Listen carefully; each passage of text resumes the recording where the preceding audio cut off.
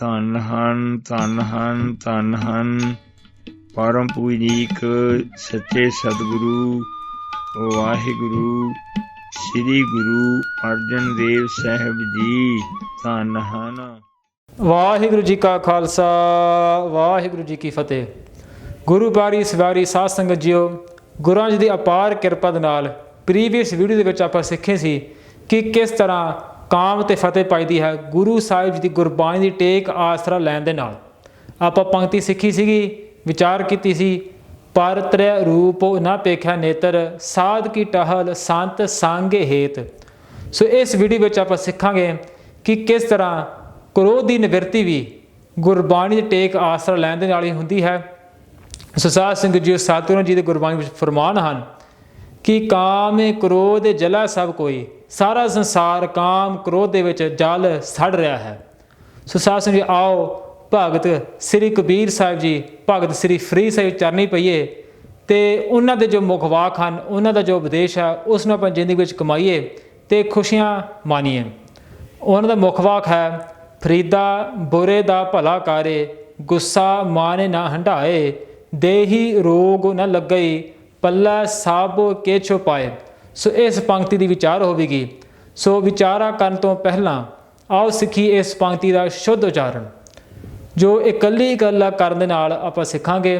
ਫੱਫਾ ਮੁਖਤਾ ਫ ਰਾਰੇ ਬੈਰੀ ਰੀ, ਦੱਦੇ ਕੰਨਾ ਦਾ ਫਰੀਦਾ, ਬੱਬੇ ਔਂਕੜ ਬੋ ਰਾਰੇ ਲਾ ਰੇ ਬੁਰੇ, ਦੱਦੇ ਕੰਨਾ ਦਾ, ਭੱਬਾ ਮੁਖਤਾ ਭ ਲੱਲੇ ਕੰਨਾ ਲਾ ਭਲਾ, ਫਰੀਦਾ ਬੁਰੇ ਦਾ ਭਲਾ ਕਾ, ਕੱਕਾ ਮੁਖਤਾ ਕ ਰਾਰੇ ਸਹਿਰੇ ਕਾਰੇ, ਗੱਗੇ ਔਂਕੜ ਗੋ ਸੱਸੇ ਕੰਨਾ ਸਾ ਗੁੱਸਾ, ਮੰਮਾ ਮੁਖਤਾ ਮ ਨੰਨੇ ਸਹਿਰੀ ਨੇ ਮਾਨੇ, ਨੰਨਾ ਮੁਖਤਾ ਨ ਹਾਹਾ ਮੁਖਤਾ ਹ, ਢੱਡੇ ਕੰਨਾ ਢਾ ਈੜੀ ਸਹਿਰੀ ਏ ਹੰਢਾਏ, ਫਰੀਦਾ ਬੁਰੇ ਦਾ ਭਲਾ ਕਾਰੇ, ਗੁੱਸਾ ਮਾਨੇ ਨਾ ਹੰਢਾਏ, ਦੱਦੇਲਾ ਦੇ ਹਾਹੇ ਵੈਰੀ ਹੀ ਦੇਹੀ, ਰਾਰੇ ਹੋਰਾ ਰੋਗ, ਗੱਗੇ ਔਂਕੜ ਗੋ ਰੋਗੋ, ਦੇਹੀ ਰੋਗ, ਨੰਨਾ ਮੁਖਤਾ ਨ, ਲੱਲਾ ਮੁਖਤਾ ਲ, ਗੱਗਾ ਮੁਖਤਾ ਗ, ਈੜੀ ਨੂੰ ਬਿਹਾਰੀ ਈ, ਲੱਗਈ, ਪੱਪਾ ਮੁਖਤਾ ਪ, ਲੱਲੇ ਦਲਾਂ ਲੈ ਪੱਲਾ, ਸੱਸਾ ਮੁਖਤਾ ਸ, ਭੱਬੇ ਔਂਕੜ ਪੋ ਸਾਬੋ, ਕੱਕੇ ਸਹਿਰੀ ਕੇ, ਛੱਛੇ ਔਂਕੜ ਛੋ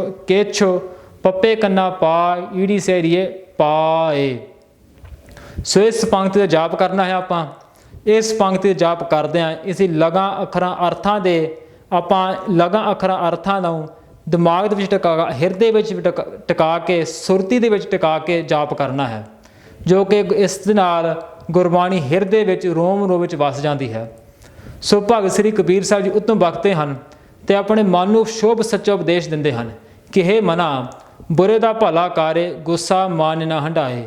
ਜੇ ਕੋਈ ਬੰਦਾ, ਜੋ ਕੋਈ ਜੀਵ ਕੋਈ ਬੁਰਾਈ ਕਰਦਾ ਹੈ, ਭੈੜੇ ਕੰਮ ਕਰਦਾ ਹੈ, ਉਸ ਦੀ ਬੁਰਾਈ ਦੇਖ ਕੇ ਉਸ ਦਾ ਭਲਾ ਕਰ, ਆਪਣੇ ਮਨ ਵਿੱਚ ਗੁੱਸਾ ਨਾ ਲਿਆ।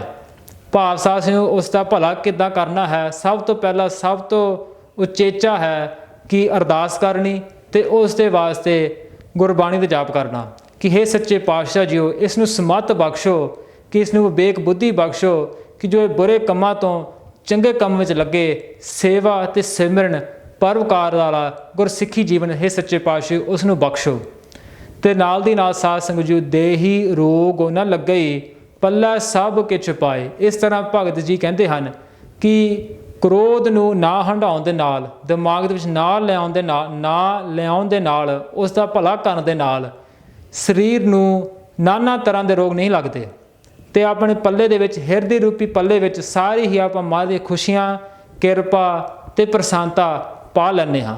ਸੋ ਸਾਧ ਸੰਗਤ ਜੀ, ਇਸੇ ਤੁਕ ਦਾ, ਇਸੇ ਪੰਕਤੀਆਂ ਦਾ ਦੂਜਾ ਅਰਥ, ਇੱਕ ਹੋਰ ਅਰਥ ਹੈ ਜੋ ਕਿ ਭਗਤ ਜਸਵੰਤ ਸਿੰਘ ਜੀ ਆਪਣੀ ਗਰੀਬੀ ਵਾਲੀ ਪੋਥੀ ਵਿੱਚ ਕਰਦੇ ਹਨ। ਉਹ ਕਰਦੇ ਹਨ ਕਿ ਭਗਤ ਜੀ ਆਪਣੇ ਮਨ ਨੂੰ ਹੀ ਸੰਬੋਧਨ ਕਰਕੇ ਮਨ ਨੂੰ ਹੀ ਆਖਦੇ ਹਨ ਕਿ ਹੇ ਮਨਾ, ਤੂੰ ਹੀ ਸਭ ਤੋਂ ਬੁਰਾ ਹੈ। ਜਿਵੇਂ ਭਗਤ ਸ੍ਰੀ ਕਬੀਰ ਸਾਹਿਬ ਜੀ ਨੇ ਫਰਮਾਇਆ, ਕਬੀਰ ਸਭ ਤੇ ਹਮ ਬੁਰੇ, ਹਮ ਤਾਜ ਭਲੋ ਸਭ ਕੋਏ, ਕਿ ਹੇ ਮਨਾ, ਤੂੰ ਹੀ ਸਭ ਤੋਂ ਬੁਰਾ ਹੈ, ਭੈੜਾ ਹੈ, ਤੂੰ ਹੀ ਬੁਰਾ ਕੰਮ ਕਰਦਾ ਹੈ, ਬੁਰੇ ਸੋਚਦਾ ਹਾਂ। ਕਿ ਸਾਧ ਸੰਗਤ ਜੀ, ਉਹ ਇਸੇ ਤਰ੍ਹਾਂ ਕਹਿੰਦੇ ਹਨ ਕਿ ਆਪਣੇ ਮਨ ਵਿੱਚ, ਹੇ ਮਨਾ, ਤੂੰ ਜਿਵੇਂ ਆਪਾਂ ਕੱਪੜੇ ਸਰੀਰ 'ਤੇ ਹੰਢਾਉਂਦੇ ਹਾਂ, ਇਸੇ ਤਰ੍ਹਾਂ ਹੇ ਮਨਾ, ਤੂੰ ਆਪਣੇ ਮਨ 'ਤੇ ਗੁੱਸਾ ਨਾ ਹੰਢਾ, ਭਾਵ ਨਾ ਲਿਆ ਤੇ ਇਸੇ ਤਰ੍ਹਾਂ ਜੇ ਤੂੰ ਨਹੀਂ ਲੈ ਕੇ ਆਵਾਂਗਾ ਗੁੱਸਾ ਆਪਣੇ ਮਨ 'ਤੇ ਨਹੀਂ ਹੰਢਾਵਾਂਗਾ ਤਾਂ ਦੇਹੀ ਰੋਗ ਨਾ ਲੱਗੇ, ਤਾਂ ਸਰੀਰ ਧਾਰਨ ਦਾ ਰੋਗ ਨਹੀਂ ਲੱਗੇਗਾ। ਭਾਵ 84 ਲੱਖ ਜੂਨ ਦਾ ਗੇੜੇ 'ਚੋਂ ਮੁਕਤੀ ਪ੍ਰਾਪਤ ਹੋਵੇਗੀ ਅਤੇ ਆਪਣੇ ਪੱਲੇ ਹਿਰਦੇ ਦੇ ਵਿੱਚ ਸਾਰੀਆਂ ਰਿੱਧੀਆਂ ਸਿੱਧੀਆਂ ਸ਼ੁਭ ਗੁਣ ਗੁਰਾਂ ਜੀ ਦੀ ਪ੍ਰਸੰਨਤਾ ਅਤੇ ਕਿਰਪਾ ਪ੍ਰਾਪਤ ਹੋਵੇਗੀ। ਪਿਆਰੀ ਸਾਧ ਸੰਗਤ ਜੀ, ਬਚਨ ਆਉਂਦੇ ਹਨ, ਬੁਰੇ ਨਾਲ ਸਭ ਕਰਨ ਬੁਰਾਈ, ਮੁਆਫ ਕਰਨ ਕਈ ਸਿਆਣੇ, ਬੁਰੇ ਨਾਲ ਫਿਰ ਨੇਕੀ ਕਰਨੀ, ਇਹ ਗੁਰੂ ਨਾਨਕ ਜਾਣੇ, ਕਰ ਭਲਾ ਹੋ ਭਲਾ, ਅੰਤ ਭਲੇ ਦਾ ਭਲਾ। ਜਿਵੇਂ ਸਾਧ ਸੰਗਤ ਜੀ ਆਪਾਂ ਦੇਖੀਏ ਕਿ ਕਿਸ ਤਰ੍ਹਾਂ ਧੰਨ ਧੰਨ ਸ਼ਹੀਦਾਂ ਦੇ ਸਰਤਾਜ ਸ੍ਰੀ ਗੁਰੂ ਅਰਜਨ ਦੇਵ ਸਾਹਿਬ ਜੀ ਮਹਾਰਾਜ ਜੀ ਨੇ ਗੁੱਸੇ ਨੂੰ ਉੱਕਾ ਹੀ ਨਹੀਂ ਮਨ ਵਿੱਚ ਲੈ ਕੇ ਆਂਦਾ, ਕਿ ਕਿਸ ਤਰ੍ਹਾਂ ਪ੍ਰਿਥੀ ਚੰਦ ਨੇ ਗਾਲਾਂ ਕੱਢੀਆਂ, ਗੁਰੂ ਘਰ ਦੀ ਚੋਰੀ ਕੀਤੀ, ਇੱਥੇ ਤੱਕ ਕਿ 6ਵੇਂ ਪਾਤਸ਼ਾਹ ਜੀ ਨੂੰ ਵੀ 3 ਵਾਰ ਸ਼ਹੀਦ ਕਰਨ ਦੀ ਕੋਸ਼ਿਸ਼ ਕੀਤੀ। ਅਤੇ ਪ੍ਰਸਾਦ ਸਿੰਘ ਜੀ ਸਤਿਗੁਰਾਂ ਜੀ ਨਿਰਲੇਪ ਰਹੇ, ਖੇਮਾ ਦੇ ਸਾਗਰ ਰਹੇ, ਦਿਆਲੂ ਰਹੇ ਅਤੇ ਗੁੱਸੇ ਵਿੱਚ ਉੱਕਾ ਹੀ ਨਹੀਂ ਮਨ ਵਿੱਚ ਲੈ ਕੇ ਆਂਦਾ, ਕਿ ਕਿਸ ਤਰ੍ਹਾਂ ਸਤਿਗੁਰੂ ਸਾਹਿਬ ਜੀ 5 ਦਿਨ ਭੁੱਖ ਨੀਂਦਰਾ 63 ਕਬੋਲ ਸਹਾਰਦਿਆਂ, ਸ਼ਹੀਦੀ ਦਿੰਦਿਆਂ, ਤਸੀਹੇ ਸਹਾਰਦਿਆਂ ਸਤਿਗੁਰੂ ਜੀ ਖੇਮਾ ਦੇ ਸਾਗਰ ਰਹੇ, ਗੁਰਬਾਣੀ ਵਿੱਚ ਲੀਨ ਰਹੇ, ਅਤੇ ਫਿਰ ਵੀ ਉਸ ਵਕਤ ਵੀ ਆਪਣੇ ਮਨ ਦੇ ਵਿੱਚ ਗੁਰੂ ਸਾਹਿਬ ਨੇ ਉੱਕਾ ਹੀ ਨਹੀਂ ਗੁੱਸਾ ਲੈ ਕੇ ਆਉਂਦਾ। ਸੋ ਸਾਧ ਸੰਗਤ ਜੀ, 5ਵੇਂ ਪਾਤਸ਼ਾਹ ਜੀ ਆਪਣੀ ਪਵਿੱਤਰ ਗੁਰਬਾਣੀ ਸ੍ਰੀ ਸਹਸਕ੍ਰਿਤੀ ਸਲੋਕ ਦੇ ਵਿੱਚ ਕ੍ਰੋਧ ਦੇ ਲੱਛਣ ਦੱਸਦੇ ਹਨ ਕਿ ਹੇ ਕਾਲੇ ਮੂਲ ਕ੍ਰੋਧੰ ਕਦੰਚ ਕਰਨਾ ਨਾ ਉਪਰਜਤੇ, ਕਿ ਹੇ ਕ੍ਰੋਧ ਤੂੰ ਸਾਰੀਆਂ ਲੜਾਈਆਂ ਦੀ ਜੜ ਹਾਂ, ਕਿ ਤੇਰੇ ਕਰਕੇ ਜੀਵ ਦੇ ਹਿਰਦੇ ਵਿੱਚ ਦਇਆ ਨਹੀਂ ਆਉਂਦੀ, ਕਰਨਾ ਰਸ ਨਹੀਂ ਆਉਂਦਾ। ਤਾਂ ਸਾਧ ਸੰਗਤ ਕ੍ਰੋਧ ਅਜਿਹੀ ਭੈੜੀ ਜ਼ਹਿਰ ਹੈ ਕਿ ਸਾਧ ਸੰਗਤ ਜ਼ਹਿਰ ਨਾਲੋਂ ਵੀ ਭੈੜੀ ਹੈ, ਕਿ ਜੇ ਜ਼ਹਿਰ ਹੈ ਉਹ ਜਿਸ ਭਾਂਡੇ ਦੇ ਵਿੱਚ ਹੈ ਉਸ ਦੇ ਵਿੱਚ ਹੀ ਰਹਿੰਦੀ ਹੈ, ਕਿ ਜਿਹੜਾ ਕੋਈ ਮਨੁੱਖ ਜ਼ਹਿਰ ਨੂੰ ਪੀਂਦਾ ਹੈ ਉਸ 'ਤੇ ਹੀ ਅਸਰ ਕਰਦਾ ਹੈ। ਕ੍ਰੋਧ ਸਾਧ ਸੰਗਤ ਅਜਿਹੀ ਅੱਗ ਹੈ ਕਿ ਜਿਸ ਨੂੰ ਕ੍ਰੋਧ ਦੀ ਅੱਗ ਲੱਗੀ ਹੋਈ ਹੈ ਉਹ ਦੂਜਿਆਂ ਨੂੰ ਵੀ ਕ੍ਰੋਧ ਦੇ ਵਸੀਕਾਰ ਕਰ ਦਿੰਦਾ ਹੈ। ਅਤੇ ਇਸੇ ਤਰ੍ਹਾਂ ਸਾਧ ਸੰਗਤ ਜੀ ਕ੍ਰੋਧ ਦੇ ਕਰਕੇ ਜੀਵ ਬਾਂਦਰਾਂ ਵਾਂਗ ਨੱਚਦਾ ਹੈ। ਦੂਜੇ ਪੰਕਤੀ ਵਿੱਚ ਸਤਿਗੁਰੂ ਫਰਮਾਉਂਦੇ ਹਨ, ਬੇਖਿਅੰਤ ਜੀਵੰ ਵਸਿਅੰ ਕਰੋ ਤੇ ਨਿਰਤਿਅੰ ਕਰੋ ਤੇ ਜਥਾ ਮਰਕਟ, ਕਿ ਜੋ ਬੇਖਿਅੰਤ ਵਿਸ਼ੇ ਵਿਕਾਰੀ ਜੋ ਜੀਵ ਹਨ ਉਸ ਨੂੰ ਵਸਿਅੰ ਕਰੋ ਤੇ ਜੋ ਕ੍ਰੋਧ ਹੈ ਉਸ ਨੂੰ ਉਹਨਾਂ ਜੀਵਾਂ ਨੂੰ ਆਪਣੇ ਵਸ ਕਰ ਲੈਂਦਾ ਹੈ। ਨਿਰਤਿਅੰ ਕਰੋ ਤੇ ਜਥਾ ਮਰਕਟ ਭਾਵ ਜੋ ਬਾਂਦਰ ਹਨ, ਬਾਂਦਰਾਂ ਵਾਂਗ ਨਿਰਤਿਅੰ ਭਾਵ ਜੀਵਾਂ ਨੂੰ ਬਾਂਦਰਾਂ ਵਾਂਗ ਨਚਾਉਂਦਾ ਹੈ। ਜੋ ਜੀਵ ਕ੍ਰੋਧ ਦੇ ਵਸੀਕਾਰ ਹੈ ਉਸ ਨੂੰ ਸਾਧ ਸੰਗਤ ਜੀਓ ਉਹ ਅੰਧਾ ਹੋ ਜਾਂਦਾ ਹੈ, ਬੋਲਾ ਹੋ ਜਾਂਦਾ ਹੈ, ਅਤੇ ਸਾਧ ਸੰਗਤ ਜੀਓ ਉਸ ਦੀ ਜੋ ਬੇਕ ਬੁੱਧੀ ਹੁੰਦੀ ਹੈ ਉਹ ਨਸ਼ਟ ਭ੍ਰਸ਼ਟ ਹੋ ਜਾਂਦੀ ਹੈ। ਉਸ ਨੂੰ ਪਤਾ ਸੂਝ ਬੂਝ ਨਹੀਂ ਰਹਿੰਦੀ ਕਿ ਮੈਂ ਕੀ ਕਰਾਂ, ਕੀ ਚੰਗਾ ਕੀ ਮਾੜਾ ਹੈ। ਸਾਰਿਆਂ ਨੂੰ ਗਾਲਾਂ ਕੱਢਦਾ ਵਾ, ਲੜਾਈ ਕਰਦਾ ਹੈ ਅਤੇ ਇੱਥੇ ਤੱਕ ਜੀਵਨ ਨੂੰ ਮਾਰ ਵੀ ਦਿੰਦਾ ਹੈ। ਸੋ ਇਸੇ ਤਰ੍ਹਾਂ ਸਾਧ ਸੰਗਤ ਜੀਓ 3ਜੀ ਪੰਕਤੀ ਵਿੱਚ ਸਤਿਗੁਰੂ ਫਰਮਾਉਂਦੇ ਹਨ, ਅਨੇਕ ਸਾਸਨ ਤਾੜ ਅੰਤੇ ਜਮ ਦੂਤਹ ਤਵ ਸੰਗੇ ਅਦਮੰਗ ਨਰਹ। ਸੋ ਤਵ ਸੰਗੇ ਅਦਮੰਗ ਨਰਹ।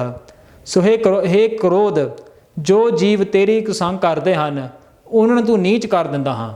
ਨੀਚ ਕਿਸ ਭਾਵ ਦੇ ਨਾਲ? ਉਹਨਾਂ ਦੇ ਜੋ ਸਾਧ ਸੰਗਤ ਜੋ ਸ਼ੁਭ ਗੁਣ ਹੁੰਦੇ ਹਨ ਉਹ ਦੂਰ ਹੋ ਜਾਂਦੇ ਹਨ, ਨਸ਼ਟ ਭ੍ਰਸ਼ਟ ਹੋ ਜਾਂਦੇ ਹਨ, ਅਤੇ ਜੋ ਉਹਨਾਂ ਦਾ ਇਖਲਾਕ ਹੁੰਦਾ ਹੈ, ਕਰੈਕਟਰ ਹੁੰਦਾ ਹੈ, ਉਹ ਡਿੱਗ ਪੈਂਦਾ। ਜਿਸ ਕਰਕੇ ਅਨਕ ਸਾਸਨ ਤਾੜ ਅੰਤੇ ਜਮਦੂਤਹ, ਜੋ ਜਮਦੂਤ ਹਨ ਉਸ ਜੀਵਾਂ ਨੂੰ ਤਾੜਦੇ ਹਨ, ਦੁੱਖ ਦਿੰਦੇ ਹਨ ਅਤੇ ਮਾਰਦੇ ਹਨ।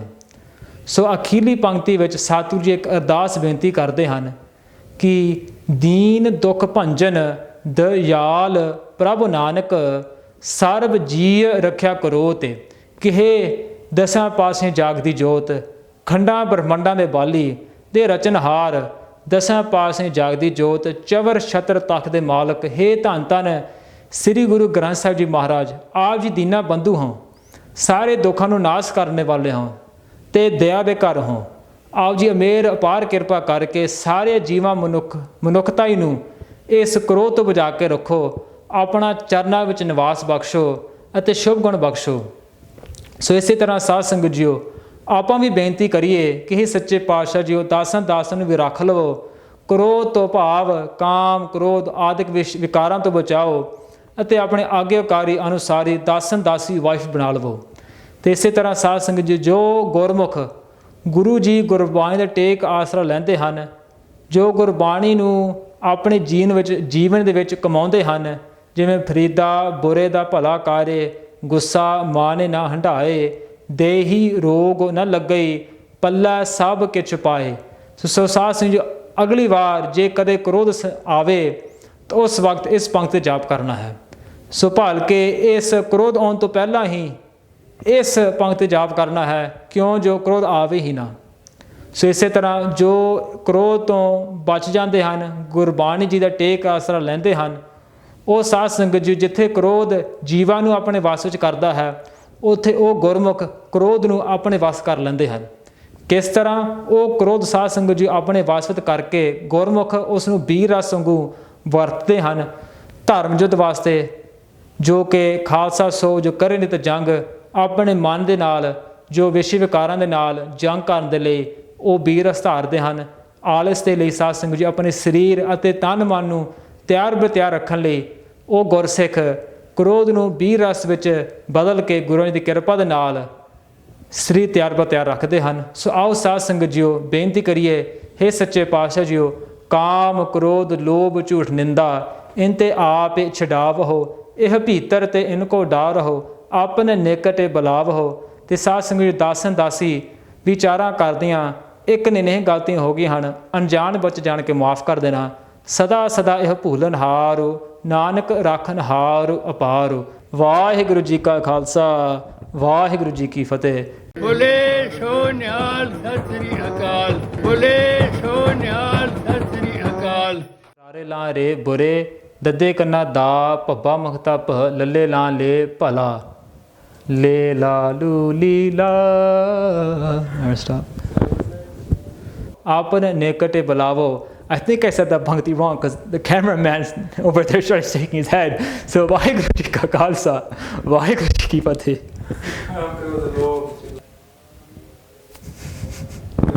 ਭਜੋ ਗੋਬਿੰਦ ਭੂਲ ਮਤ ਜਾਓ।